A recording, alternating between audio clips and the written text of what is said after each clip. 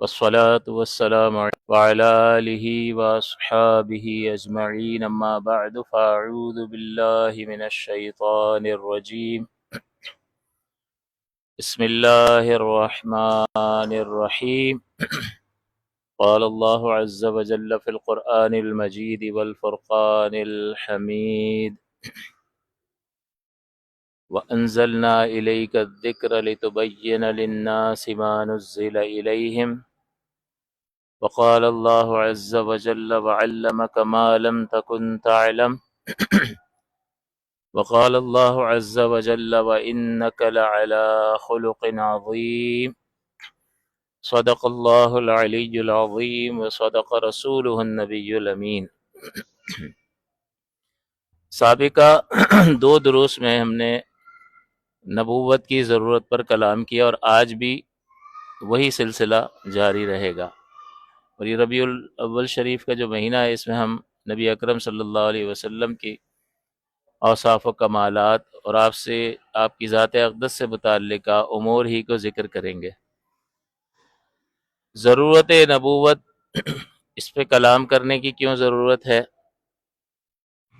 تو اس لیے ہے کہ ہمیں جب کسی چیز کا احساس ہوگا کہ یہ ہماری ضرورت ہے، اور ضرورت کا مطلب بھی آپ کو بتایا تھا کہ جس کے بغیر، یہ ایک ایسی حالت کا نام ہے کہ جس کے بغیر انسان ہلاک ہو جائے یا ہلاکت کے قریب پہنچ جائے، اس کو کہتے ہیں درجہ ضرورت۔ تو نبی ہماری ضرورت ہے، یا نبی کے ذریعے حاصل ہونے والی وحی ہماری ضرورت ہے۔ اس کا مطلب یہ ہوگا کہ اگر انبیاء کرام علیہم الصلاۃ والسلام کا سلسلہ، خصوصاً ہمارے نبی صلی اللہ علیہ وسلم اگر نہ ہو تو پھر ہماری ہلاکت یقینی ہے۔ آپ کے وسیلے سے حاصل ہونے والی وحی اور ہدایت اگر ہم تک نہ پہنچے تو پھر ہماری ہلاکت یقینی ہے۔ ظاہر ہے کہ انسان کچھ کرے گا، کسی چیز سے رکے گا تو اس کے لیے کوئی نصب العین، کوئی معیار، کوئی اسٹینڈرڈ، کیا کروں، کس کے پیچھے چلوں۔ تو اب یہ خود تو شہوتوں میں گھرا ہوا ہے، خواہشات میں، کھانے کی خواہش، پینے کی خواہش اور دیگر خواہشات، تو یا تو یہ اس سے مغلوب اور متاثر ہو جاتا ہے، یا غضب کی ایک اس میں صفت رکھی ہے، یہ غضب کی صفت سے مغلوب ہو جاتا ہے، انتقام لیتا ہے اور بہت سارے کام کرتا ہے۔ تو یہ دو چیزیں ہیں جن سے یہ متاثر ہوتا ہے اور مغلوب ہو جاتا ہے۔ اب اگر ان سے مغلوب ہو جائے اور یہ چیزیں انسان پر غالب ہو جائیں تو اس سے کیا کام کروائیں گی؟ جو جی میں آئے کر لو۔ تو اب کوئی ایسی قوت اور طاقت ہونی چاہیے کہ جس کی بنیاد پر ان دو قوتوں کو کنٹرول کیا جا سکے، اس کو اپنے اوپر غالب نہ ہونے دیا جائے۔ اور اس کا مطلب یہ ہے کہ یہ ان کی ہدایات پر ہم عمل نہیں کریں گے، یعنی نفس کے مطابق نہیں چلیں گے، اپنے خارجی ماحول کے اثر کو قبول کر کے اس کے مطابق زندگی نہیں گزاریں گے، ورنہ تو ہر آدمی اپنی دکان کھول کے بیٹھ جائے گا، بھائی میرے نزدیک یہ ٹھیک ہے، سلیم بھائی کہیں گے میرے نزدیک یہ ٹھیک ہے، انور بھائی کہیں گے میرے نزدیک، کامران کہیں گے میرے نزدیک، عبدالصمد کہیں گے میرے نزدیک، تو سب کا نزدیک الگ ہو جائے گا۔ تو اب تو یہ ایک دوسرے کی حق تلفیاں شروع کر دیں گے، اور یہ حیوانی زندگی ہے، یہ تو وہ زندگی ہے جو حیوان گزارتا ہے۔ اس کے برعکس انسان کو حیوان تو ہے لیکن وہ اشرف ہے دیگر مخلوق سے۔ آپ نے کبھی کسی حیوان کو عمارتیں بناتے ہوئے دیکھا ہے؟ بندر کو کسی ہاتھی نے کوئی ایجاد کر لی ہو، لیکن انسان کو آپ نے دیکھا نا کہاں سے کہاں پہنچ گیا۔ تو وہ اپنی اس ذہانت اور اللہ تعالیٰ نے جو شعوری طاقت اس کو عطا فرمائی ہے، اس کی بنیاد پر وہ اپنے آپ کو ڈفرینشیٹ کر دیتا ہے کہ میں ممتاز ہوں دیگر مخلوق سے۔ ہے یا نہیں ہے؟ ہے۔ تو اس کا مطلب اس کے پیدا کرنے کا کوئی مقصد ہوگا، یا پیدا کرنے والا ایسے عبث معاذ اللہ بیکار کام کر رہا ہے؟ یہ ذہین آدمی جو کسی کا بنایا ہوا ہے خود تو بیکار کام نہیں کرتا، اور اگر کوئی بیکار کر رہا ہو تو اس کو کہتا ہے کیوں وقت ضائع کر رہے ہو؟ تو یہ سارے کام اس کے کسی مقصد کے تحت ہوتے ہیں، کسی ٹارگیٹ کو حاصل کرنے کے لیے ہوتے ہیں۔ یہ خالق کا بنایا ہوا ہے، یہ ایسا ہے۔ تو بتاؤ خالق نے بلا مقصد ان کو بنا دیا؟ کوئی مقصد نہیں ہے۔ کہاں سے آیا ہوں، کیوں آیا ہوں، کہاں جانا ہے، اور یہ کہاں سے آیا اور کہاں جانا ہے اس کے درمیان کا جو عرصہ ہے اس میں کیسے رہوں، کوئی لائن آف ایکشن چاہیے یا نہیں چاہیے، یا اندر سے جو آواز اٹھے گی تو یہ تو حیوانی آواز ہے، اس کو تو قابو کرنا ہوگا، اس کی خواہشات پوری ہوں گی، ضروریات پوری ہوں گی، لیکن کوئی معیار ہوگا یا نہیں ہوگا، کوئی اسٹینڈرڈ ہوگا یا نہیں ہوگا۔ وہ کسی نے کہا کہ بھائی ٹھیک ہے آپ آزاد ہو، آپ کی مرضی چلے گی، تو آپ یہ ڈنڈا چلا رہے ہو، لیکن آپ کی آزادی جو ہے وہاں ختم ہو جاتی ہے جہاں میری ناک شروع ہوتی ہے، تو سنبھال کے ذرا کرو، تو ایک لمٹ ہے نا، تو وہ لمٹ کون متعین کرے گا، وہ حدود کون متعین کرے گا؟ تو انسان جو ہے یہ ضرورت نبوت کے اعتبار سے ایک اور چیز کہ انسان جو ہے وہ طبعی طور پر، یعنی طبعی طور پر کا مطلب ہوتا ہے کہ پیدائشی طور پر اس کے اندر یہ چیزیں رکھ دی گئی ہیں، میلان قلب رکھ دیا گیا، کسی چیز کی طرف مائل ہونا از خود ہو جاتا ہے مائل۔ ایک بکری کا بچہ پیدا ہوتا ہے اور تھوڑی دیر بعد ہی کھڑا ہونا شروع ہو جاتا ہے، کس نے اس کو کہا ہے کھڑے ہو جاؤ، یہ کوشش کرتا ہے اور فوراً تھوڑی دیر میں، اور فوراً جو ہے ماں کی طرف لپکتا ہے اور ماں کا دودھ پینے اس کو یہ کس نے بتایا اس طرح سے دودھ سک کرنا ہے؟ آپ یہ کہیں گے پیدائشی طور پر ایک ہوتی ہے عادت جو انسان خود اختیار کرتا ہے، ایک ہے طبعی چیز کہ خود بخود اللہ تعالیٰ نے طبعی طور پر ابتدائی طور پر اس کے اندر ایک چیز رکھ دی ہے۔ تو اللہ تعالیٰ نے ایک خواہشات شہوت ہمارے اندر رکھی ہے، جس میں کھانے کی خواہش ہے، پینے کی خواہش ہے، جنسی خواہش ہے، مال جمع کرنے کی خواہش اور دیگر خواہشات، اور دوسرا غضبناک ہوتا ہے۔ یہ غضبناک ہوگا تو غضبناک ہونا اچھا ہے، اگر اللہ کے لیے ہو، اللہ کے دین کے لیے ہو، اللہ کے قانون کی خلاف ورزی ہو، اس کے لیے غصہ ہے، اچھا ہے۔ حضور علیہ الصلوۃ والسلام جب آپ کے سامنے کوئی خلاف شرع کام ہوتا، اللہ کا ناراض کرنے والا، تو چہرہ سرخ ہو جاتا تھا، انتہائی جلال میں تشریف لے آتے، اور کوئی اللہ کی فرما برداری ہوتی تو چہرے پہ خوشی کے آثار نظر آتے تھے۔ یہ معیار تھا کہ بھئی بس، تو غصہ حضور نے بھی جلال فرمایا، لیکن وہ جلال محمود تھا، اور ہمارا جلال جو ہے اپنی ذات کے لیے ہوتا ہے۔ حضور نے کبھی اپنی ذات کے لیے جلال نہیں فرمایا، معاف ہی معاف فرمایا۔ اتنی تکلیفیں لوگوں نے دی، اس کے باوجود فتح مکہ کے موقع پر سب کو معاف کر دیا۔ لا تثریب علیکم اليوم، تم پر کوئی گرفت نہیں ہے، سب کے سب آزاد ہو۔ یہ آسان کام ہے، لیکن بہرحال کردار کی عظمت ہے۔ تو آپ دیکھیں ان دو چیزوں کی وجہ سے انسان مغلوب ہو جاتا ہے، اور اس کی وجہ سے دنیا میں منہمک ہوتا ہے اور آخرت سے غافل ہو جاتا ہے۔ اب آخرت سے غافل ہو گیا تو جس چیز سے آپ غافل ہوں گے اس کی طرف توجہ ہی نہیں رہے گی، جب توجہ ہی نہیں رہے گی تو اس کی تیاری بھی نہیں ہوگی، جب اس کی تیاری نہیں ہوگی تو اچانک موت واقع ہو جائے گی اور یہاں سے جانا پڑ جائے گا، تو بس بغیر تیاری کے امتحان میں اتر گئے، ناکام ہو گئے، بلکہ پیپر ہی حل نہیں کیا، تو ناکام اتر گئے وہاں اس میدان میں، اور پھر کیا ہونا ہے؟ تو یہ دو قوتیں جب غالب آ جاتی ہیں تو انسان کو غافل کرتی ہیں آخرت سے اور دنیا میں منہمک کر دیتی ہیں۔ تو اب یہاں ضرورت ہے نبی کی کہ کوئی آئے اور ان کو بشارتیں سنائے، خوشخبریاں سنائے جنت کی، اللہ تعالیٰ کی رحمت کی، اللہ تعالیٰ کے انعامات کی، اور اللہ کے خوف کی وعید، سزا کی اور غضب کی وعیدیں سنائے، جس کا لازمی نتیجہ یہ نکلے گا کہ اس کا کردار جو ہے ایک بیلنس کردار ہو جائے گا۔ یہ خواہشات اب بھی پوری کرے گا، لیکن مغلوب نہیں ہوگا، خواہشات سے آؤٹ آف دا وے نہیں جائے گا، طغیانی میں گرفتار نہیں ہوگا۔ جیسے فرعون کے بارے میں فرمایا انہو طغا اذهب الى فرعون، حضرت موسیٰ علیہ السلام سے اللہ تعالیٰ فرماتا ہے فرعون کے پاس جائیے، انہو طغا، سرکشی کر رہا ہے۔ طغا کہتے ہیں جیسے ایک نہر چل رہی ہو نا، اور وہ اپنی بارڈر لائن میں ہی چل رہی ہو، تو یہ ٹھیک ہے جی اپنے حدود میں چل رہی ہے، لیکن جب یہ حدود سے تجاوز کر کے باہر نکلے اس کو کہتے ہیں طغا۔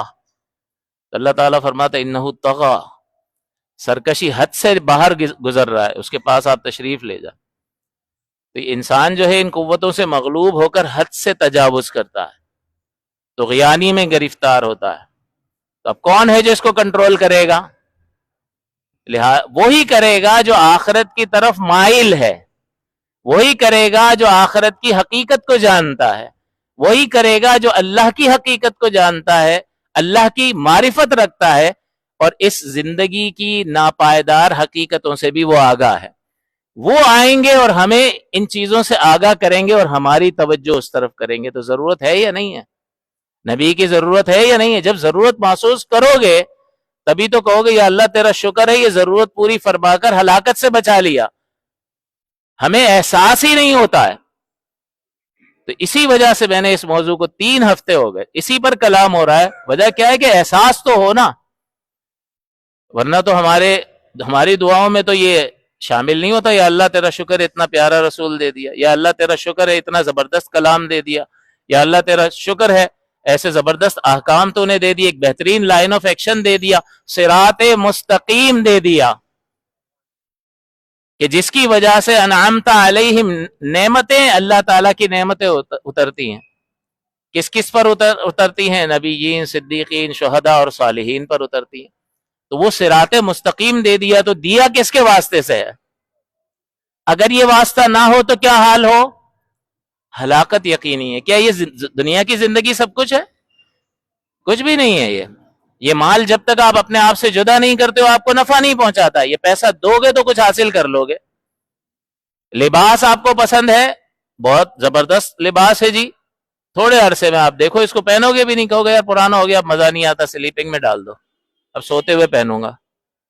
پہلے تو بڑا زبردست یہ بہترین ہے اور مہنگا ہے وغیرہ وغیرہ، پرانا ہو گیا. اور اگر نیا بھی ہو اور آج انتقال ہو جائے تو گھر والے یوں اتاریں گے، ایک سفید کپڑے میں لپیٹیں گے اور ڈال کر آ جائیں گے. تو کیا یہ سعادت ہے؟ یہ لباس ہونا سعادت ہے؟ مال کا حاصل ہو جانا سعادت ہے جو تم سے جدا ہوئے بغیر تمہیں نفع نہیں پہنچا سکتا؟ اور کل مال تو نفع تمہیں پہنچاتا بھی نہیں ہے، جمع کر کر کے رکھتے ہو، دنیا سے چلے جاتے ہو، مال وراثت بنتا ہے. تو جس کے لیے جھوٹ، خیانت، رشوت، لوگوں کو دھوکہ دینا، دین سے ہٹ کر کام کرنا اور اپنی مرضی چلانا، یہ مال کیا یہ سعادت ہے؟ میرے پاس کروڑوں روپے یہ سعادت ہے؟ یہ سعادت نہیں ہے. جتنا نفع پہنچے گا، اگر غلط ذریعے سے حاصل کیا ہے تو اس کا تو سوال ہوگا کہ اپنے اوپر خرچ کرنا بھی وبال، صدقہ کرے گا تو وبال، چھوڑ کر جائے گا تب بھی وبال. تو یہ تو سعادت نہیں ہے. اور حلال بھی ہے تب بھی یہ سعادت نہیں ہے. اسی طرح کھانا، خوراکیں، تھوڑی دیر کے بعد خوراک کی کیا حالت ہوتی ہے، جسم سے جس حالت میں نکلتا ہے اس کو دیکھنا انسان گوارا نہیں کرتا. تو اچھے کھانے یہ سعادت مندی ہے کہ مجھے اچھے اچھے کھانے میسر آ رہے ہیں؟ نہیں، یہ سعادت مندی نہیں ہے. اسی طرح اقتدار حاصل ہو جائے، وہی میرا تو قلم چلتا ہے اور جنبش قلم پر قانون پاس ہو جاتا ہے اور لوگ سر جھکاتے ہیں. یہ سر تیرے خوف کی وجہ سے جھکاتے ہیں، دل تیرے ساتھ نہیں ہے. تیرے خوف کی وجہ سے ان کے جسم تیرے ساتھ ہیں، ان کے دل تیرے ساتھ نہیں ہے. تو کیا یہ سعادت ہے؟ سب وہم ہے، سب کا سب وہم ہے. شہرت وغیرہ سب وہم ہے. اصل حقیقت زندگی کی یہ ہے کہ اللہ تعالی کا قرب کس کو کتنا حاصل ہے، بس اس سے زیادہ کچھ بھی نہیں.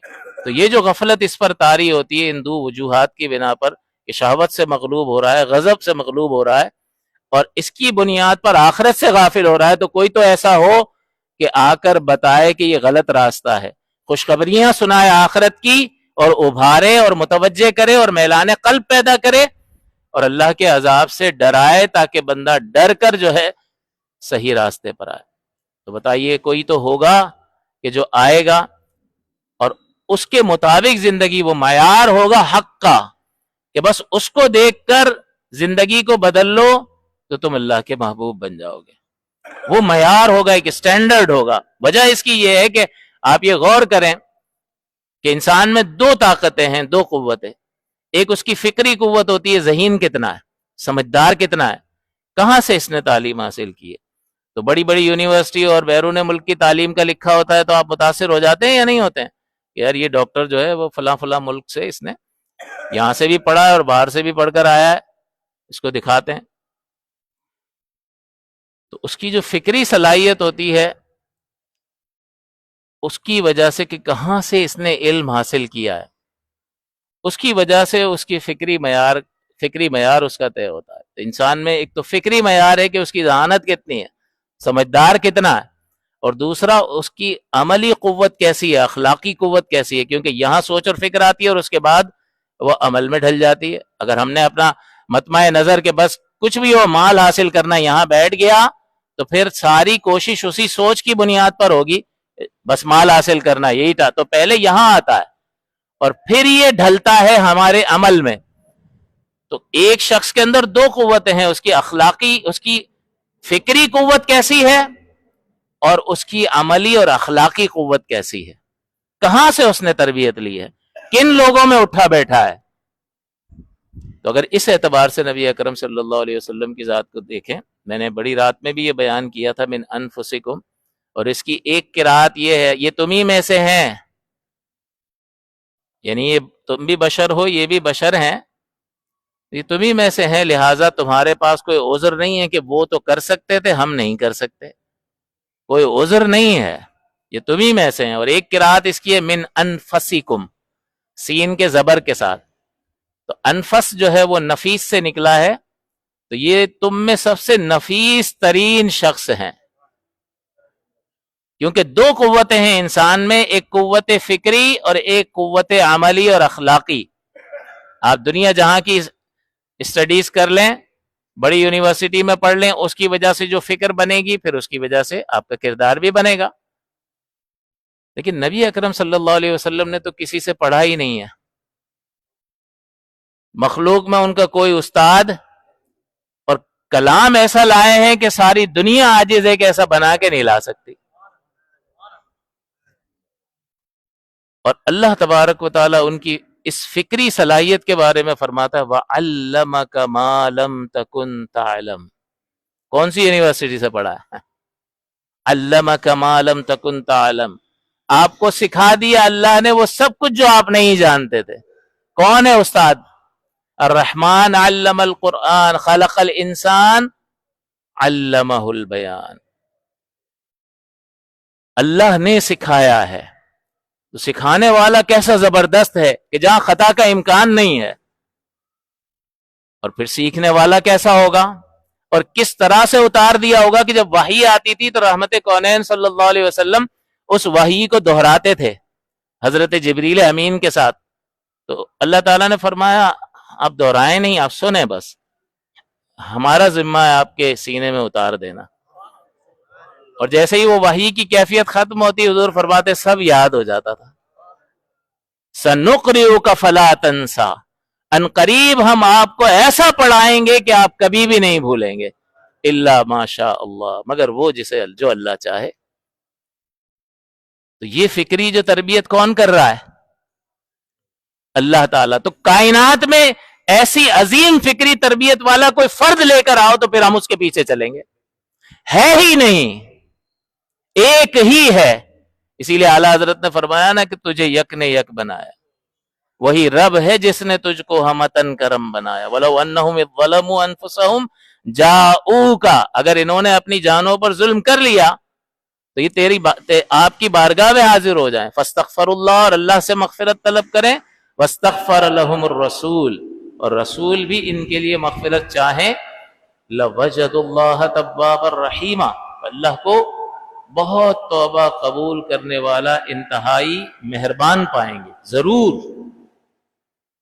وہی رب ہے جس نے تجھ کو ہمتن کرم بنایا، ہمیں بھیک مانگنے کو تیرا آستاں بتایا، تجھے حمد ہے خدایا، تجھے حمد ہے خدایا۔ یہی بولے سدرا والے چمنے جہاں کے تھالے، سبھی میں نے چھان ڈالے تیرے پائے کا نہ پائے۔ تو بتاؤ حضور صلی اللہ علیہ وسلم کی جو قوت فکری تھی اس کی تربیت اللہ تعالیٰ فرما رہا ہے، اور نبی کا ذہین ترین اور فتین ہونا یہ واجبات نبوت میں سے ہے۔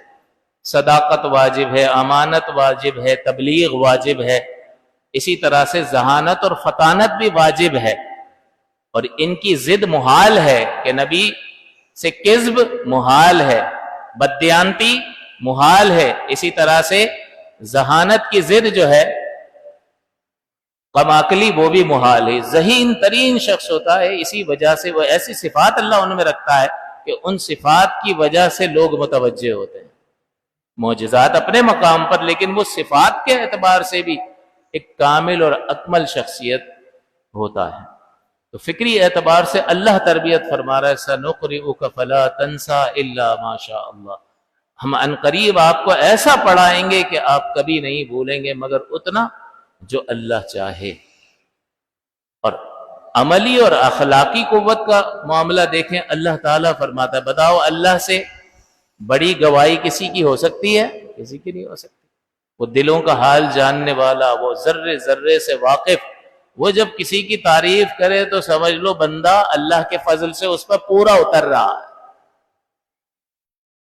ہم تعریف کر دیں گے اتنی جتنا ہم دیکھ رہے ہیں، کیونکہ ہمیں باطن نظر نہیں آتا، تو جو ظاہر دیکھیں گے اس کے مطابق ہمارا کلام ہوگا. ہو سکتا ہے بندہ باطن میں بھی ویسا ہی ہو جیسے ہم کہہ رہے ہیں، ہو سکتا ہے، لیکن اللہ تعالیٰ کسی کے بارے میں فرمائے تو یہ صالحین میں سے ہے، تو بتائیے کوئی شک و شبے کی گنجائش رہ جاتی؟ نہیں. اللہ تعالیٰ حضور کے اخلاق کریمانہ اور حضور کے پاکیزہ اور مبارک کردار کی معراج اور عظمت کو بیان کرتے ہوئے کیا فرماتا ہے وَإِنَّكَ لَعَلَىٰ خُلُقٍ عَظِيمٍ، کہ پیارے حبیب مکرم صلی اللہ علیہ وسلم آپ اخلاق عظیم پر فائز ہیں. خلق عظیم پر فائز ہیں. حضور بلند ہیں، اس لیے کہ اللہ تعالیٰ نے اپنے حبیب کو ایک معیار کے طور پر بنایا اور ہمیں فرمایا کہ بس یہ ان کی زندگی اسوہ ہے، جو یہ کرتے ہیں ان کی نقل کرو، اللہ تمہیں اپنا محبوب بنا لے گا. تو اس کا مطلب جو کچھ حضور کریں گے وہی اخلاق ہے. اگر کسی کو کسی مرحلے پر ڈانٹ رہے ہیں وہی اخلاق ہے، کسی سے ناراض ہو رہے ہیں کسی خاص صورتحال میں وہی اخلاق ہے، کسی سے محبت فرما رہے ہیں وہی اخلاق ہے. تو جو حضور کریں وہی اخلاق ہے. تو آپ خلق عظیم پر ہیں، آپ کے اخلاق عظیم ہیں، آپ خلق عظیم. فرق سمجھ میں آ رہا ہے نا؟ تو یہ حضور کی کردار کی عظمت اور کردار اور اخلاقی بلندی کو اللہ تعالیٰ بیان فرمایا. تو یہ دو قوتیں انسان کے اندر، ایک فکری قوت، اس میں بھی حضور بلند تر، اور کردار اور اخلاقی قوت کے اعتبار سے بھی حضور بلند تر ہیں. اب بتاؤ ہے کوئی ایسا؟ یہ واحد من انفسکم، کہ یہ نفیس ترین شخص ہیں، ان جیسا کوئی ہے ہی نہیں. لہذا تمہارے پاس کوئی عذر نہیں ہے کہ آپ کس کو تلاش کرو گے اپنا رہنما بنانے کے لیے. ان کے مقابل نفس کو تلاش کرو گے، نفس کی مانو گے. ان کے مقابل شیطان تو ہے ہی مردود، اس کی مانو گے. ان کے مقابل جو ہے معاشرے کے مطابق چلو گے. کوئی حیثیت ہے کسی کی؟ اصل رہنما وہی ہے. اور عائشہ صدیقہ رضی اللہ تعالی عنہا سے جب سوال کیا گیا، اور سوال کرنے والے نے صحیح سوال کیا کہ بھئی نبی کریم کے اخلاق کے بارے میں پوچھنا ہے تو کس سے پوچھیں؟ جو سب سے زیادہ رہا ہو ساتھ اور گھر میں بھی ساتھ ہو. تو عائشہ صدیقہ رضی اللہ تعالی عنہا سے سوال کر رہے ہیں، کیونکہ بہت زیادہ ساتھ آپ کو میسر آیا اور اس کی وجہ سے بہت علم آپ کو حاصل ہوا. حضور کے بہت کردار کے بہت سارے پہلو آپ کے سامنے اجاگر ہوئے. اور حضور نے بھی فرمایا کہ دین کا 1/3 حصہ حمیرہ سے حاصل کرو. حمیرہ حضور حضرت عائشہ کو محبت سے پکارا کرتے، تو دین کا 1/3 حصہ حمیرہ سے حاصل کرو. مفتیہ تھی، عالمہ تھی، اور صحابہ آ کر پوچھتے تھے. تو پوچھا کہ حضور کا اخلاق کیسا تھا. تو بندہ صحیح ایڈریس پر آیا ہے، پوچھا بالکل صحیح جگہ پر ہے. لیکن عائشہ صدیقہ جتنا بھی حضور کے ساتھ رہی ہیں اور جتنا بھی جانتی ہیں، اس کے باوجود جو ہے وہ حضور کو چند لفظوں میں حضور کے کردار اور اخلاق کی بلندی کو تو بیان نہیں کیا جا سکتا. تو کیسے کریں؟ اس کا جواب کیسے دیں وہ؟ تو آپ نے بہترین جواب دیا، کان خلقہ القرآن، کہ ان کا اخلاق پوچھتے ہو، قرآن پڑھا ہے؟ بس ان کا اخلاق قرآن تھا. کیا مطلب؟ کس سے مشابہت دی؟ کہ یہ بتانا یہ چاہا ہے کہ قرآن جو ہے اس کی عظمت کا تم اندازہ نہیں لگا سکتے، اسی طرح سے کردار مصطفیٰ اور اخلاق مصطفیٰ کی معراج اور بلندی کا بھی تم اندازہ نہیں لگا سکتے۔ بس جیسا قرآن کہہ رہا ہے میرے مصطفیٰ وہی تھے۔ اگر یوں کہا جائے تو غلط نہ ہوگا کہ رحمت دو عالم صلی اللہ علیہ وسلم ایک قرآن کی چلتی پھرتی تصویر تھے۔ قرآن جو ایک مومن سے تقاضا کرتا ہے کہ ایک مومن کو کیسا ہونا چاہیے، ہمارے آقا صلی اللہ علیہ وسلم ویسے ہی تھے۔ قرآن صبر سکھاتا ہے، حضور صابر تھے۔ قرآن اطاعت سکھاتا ہے، حضور مطیع تھے۔ فرماتے میں تو وحی کی اطاعت کرتا ہوں۔ کفار نے کہا جب اتنے دن سے نہیں آئی ہے وہی تو اپنی طرف سے ہی بنا لیتے۔ اب فرماتے ہیں قرآن کہتا ہے کہ میں تو صرف وحی کی پیروی کرتا ہوں۔ تو قرآن اطاعت سکھاتا ہے، اور حضور سے بڑھ کر کوئی مطیع اور اطاعت گزار ہے؟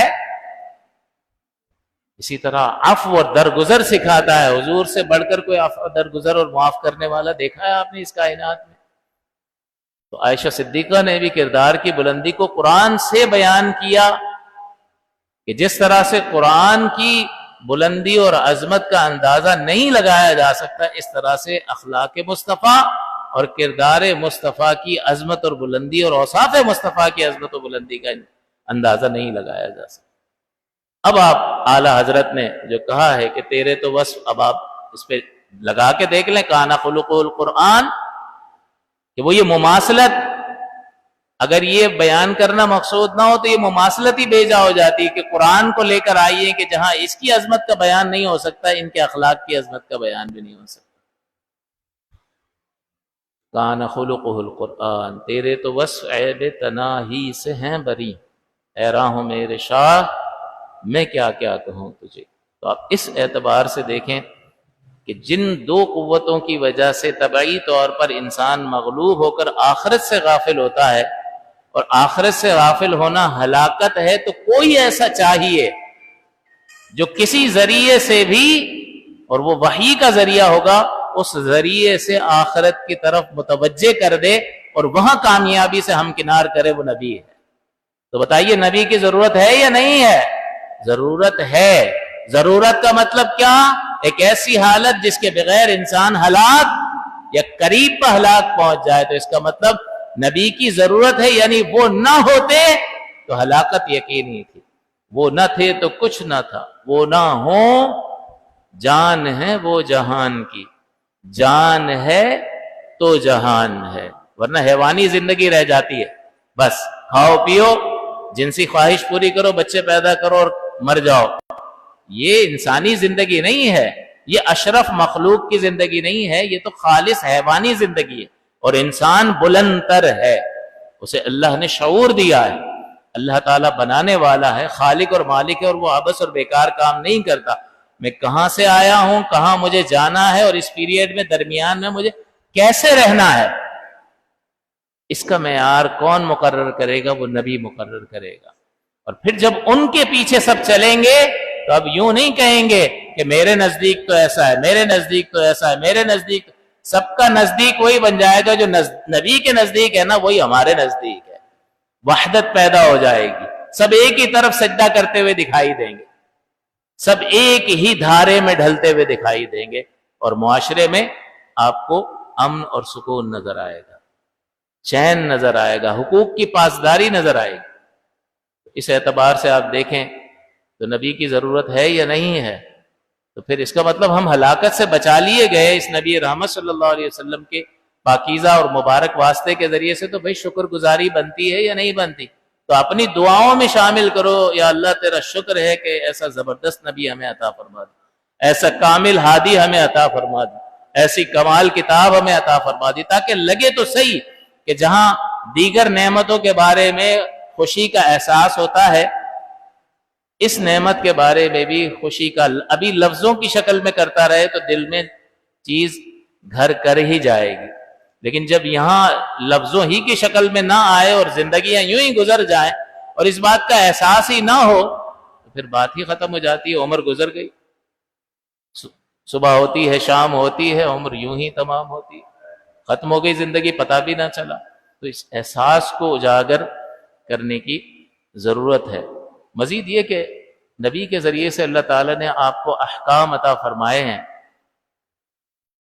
تو ان احکام کے طور طریقے اور کیا احکام ہیں وہ آپ عقل سے نہیں جان سکتے تھے، وہ نبی کے واسطے سے ہی پتہ چلتے ہیں۔ تو اب کوئی کہتا ہے کہ یار ٹھیک ہے نبی نے احکام دیے، نماز سکھائی، روزہ، حج، زکوٰۃ، لیکن لوگوں کو کہاں پرواہ ہے ان چیزوں کی؟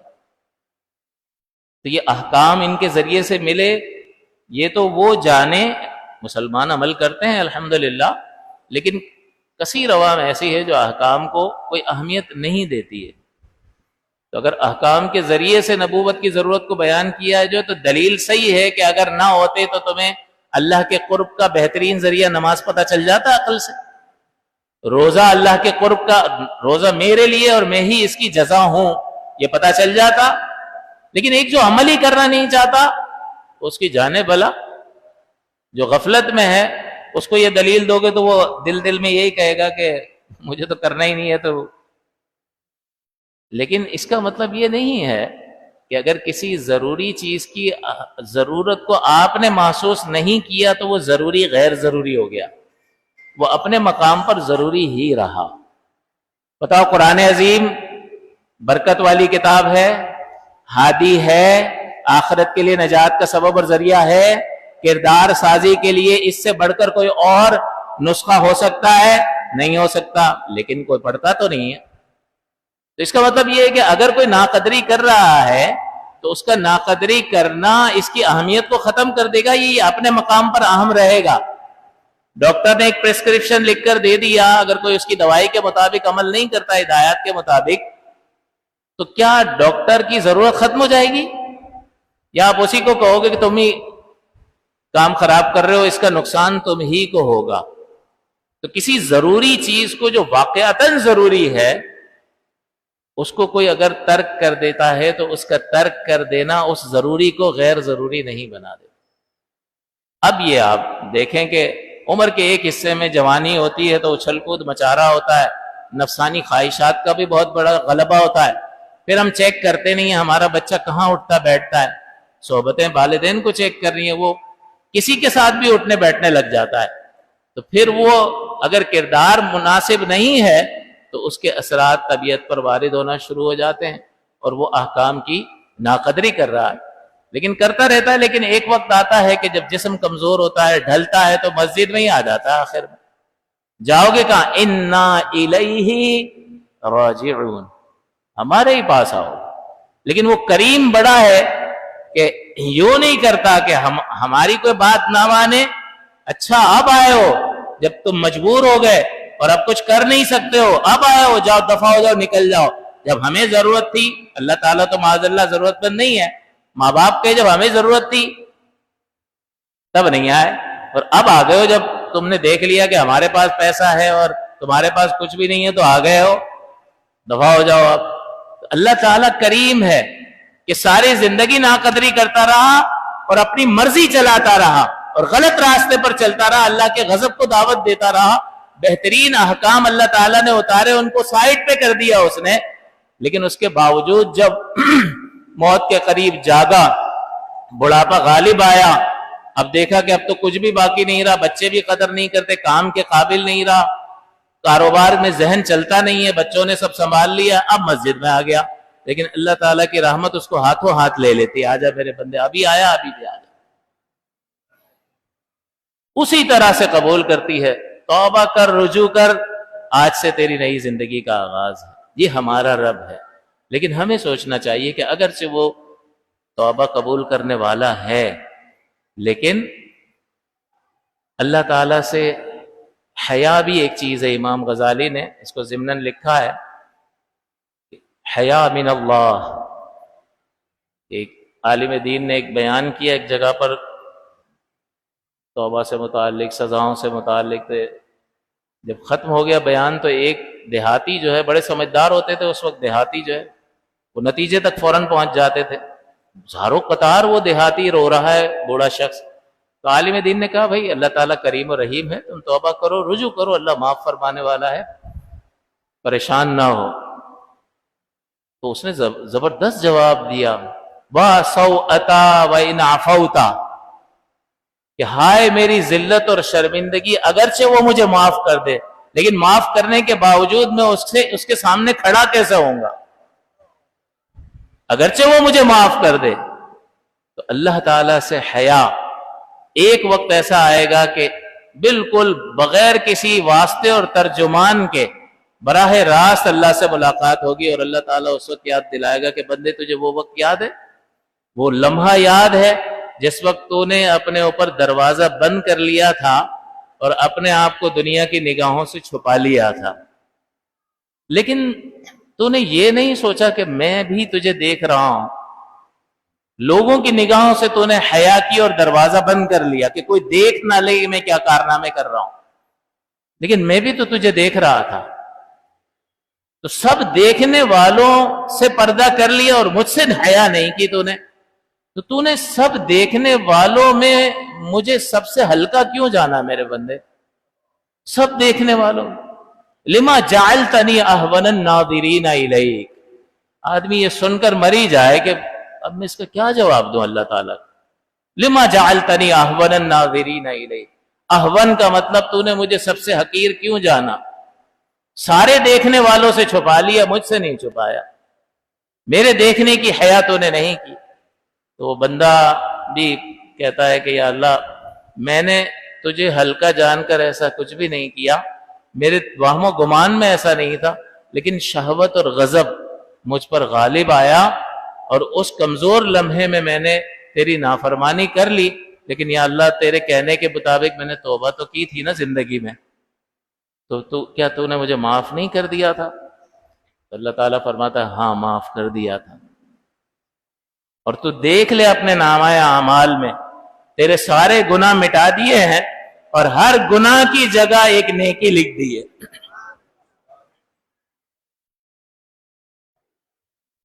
بڑا خوش ہو جائے گا، اللہ نے بخش دیا اور گناہ کی جگہ ایک نیکی اور انعام، لیکن وہ پریشان ہو جائے گا، چہرے پہ آثار جو ہے اس کے اداسی کے آ جائیں گے کہ شکر اللہ کا اللہ نے معاف کر دیا اور اتنا انعام بھی عطا فرما دیا کہ گناہ سے یعنی نیکیوں سے بدل دیا گناہوں کو، لیکن اداس ہو جائے گا کہ لیکن یار سب کو پتہ چل گیا، سارے اہل محشر کھڑے ہیں، سب کو پتہ چل گیا، دنیا میں پردہ رکھا تھا اب کسی کو نہیں بتایا اللہ نے، اور ایک شخص جو ہے ایک بزرگ جو ہے وہ غور و تفکر کر رہے ہیں اور اچانک زبان سے ایک جملہ نکلا، الحمدللہ الذی لم یجعل للذنوب رائحہ، کہ تمام خوبیاں اللہ کے لیے ہیں جس نے گناہ کی کوئی بو نہیں بنائی ہے، اگر بنائی ہوتی تو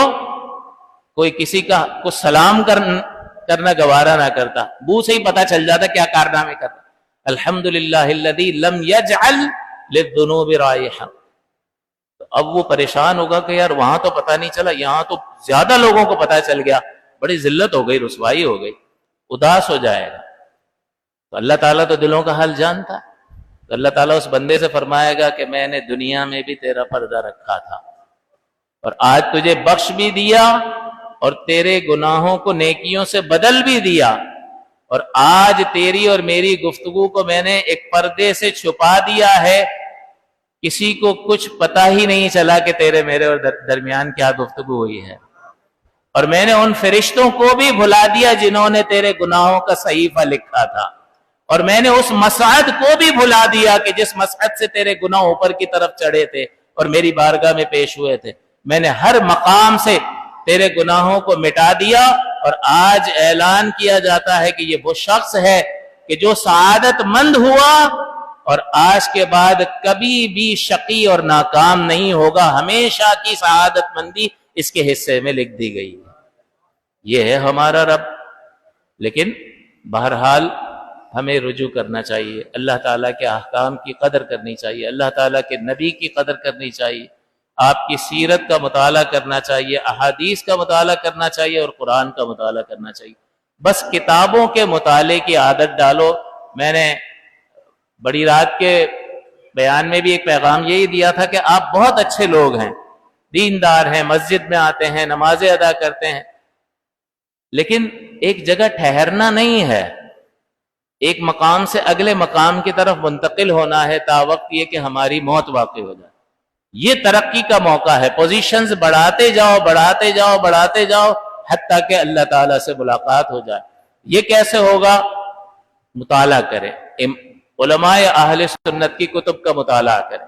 جتنا مطالعہ بڑھتا جائے گا، جتنا قرآن کی تفسیر کا مطالعہ بڑھتا جائے گا، احادیث کی شرح کا مطالعہ بڑھتا جائے گا، اتنی معرفت حاصل ہوگی۔ جتنی معرفت حاصل ہوگی، جھکاؤ اللہ تعالیٰ کی طرف بڑھتا چلا جائے گا، اور ایک باعث اور ایک قوت اندر سے ابھارے گی، اور ہمارے لیے عمل کرنا آسان ہو جائے گا۔ پھر ہم پوری قوت اور فورس کے ساتھ نفس کو بھی دھکیل دیں گے، اس معاشرے کو بھی دھکیل دیں گے، اور شیطان کو بھی لات مار کے پرے کر دیں گے۔ لیکن اس کے لیے ضروری ہے کہ اپنی طرف سے کوئی اہتمام کیا جائے۔ اللہ تعالیٰ آپ کے سب سے مجھے بھی عمل کی توفیق عطا فرمائے۔ آمین۔ وآخر دعوانا الحمدللہ رب العالمین۔